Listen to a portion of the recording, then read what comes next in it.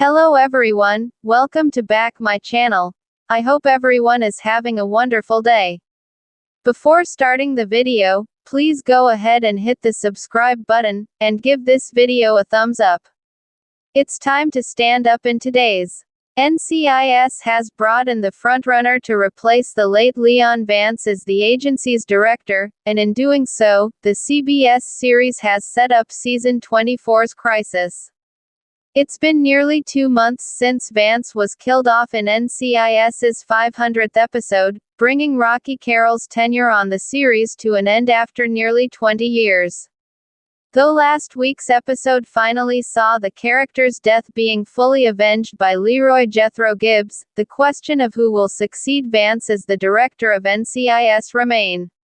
In the weeks following Vance's demise, the agency has been run by a series of off-screen interim directors, with no indication of who's been looked at to take over the agency. By the end of the NCIS Season 23 finale, there still hadn't been anyone selected to sit in the chair.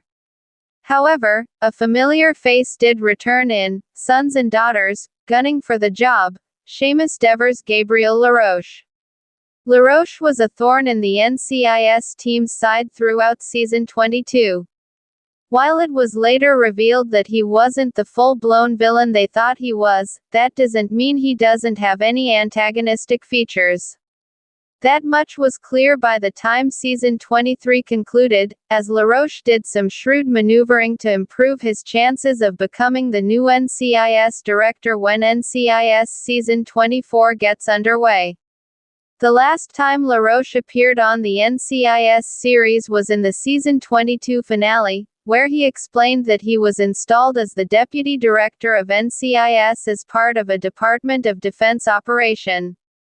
When the team unwittingly interfered with his mission, he passed along to them the responsibility of taking down the Nexus cartel. That mission was finally accomplished when Carla Marino was killed early into Season 23, but LaRoche resurfaced in Sons and Daughters as the new U.S. Associate Attorney General. This time around, his target was Kayla Vance, the late director's daughter, as it was discovered that her archive operation was being partially funded by dirty money. The good news is that Kayla was cleared of any wrongdoing, prompting LaRoche to drop her investigation of her. The bad news is that he intends to protect Vance's reputation in front of the press over his connection to the slush fund as political ammunition. LaRoche's not-so-subtle look over at the chair Vance once sat on told Alden Parker all he needed to know. One consolation is that LaRoche hasn't officially been selected as the new NCIS director. When NCIS Season 24 premieres on CBS's Fall 2026 TV schedule, there's the possibility that something will prevent him from getting the job, whether he willingly withdraws or is pressured to do so. For now, however, it seems like LaRoche's political games will give him an advantage over other NCIS director candidates. LaRoche also indicated he'd dig out skeletons in Parker's closet if the agent tried to interfere with his career aspirations. Parker said he had nothing to hide, but since it was implied he helped Gibbs kill Wayne Rogers, he may need to start worrying about LaRoche finding out about this. If LaRoche becomes the new NCIS director, it stands to reason he'll be much more adversarial with the main characters than Vance ever was. That being said, just because he might get the job doesn't mean he'll be in it for the long haul.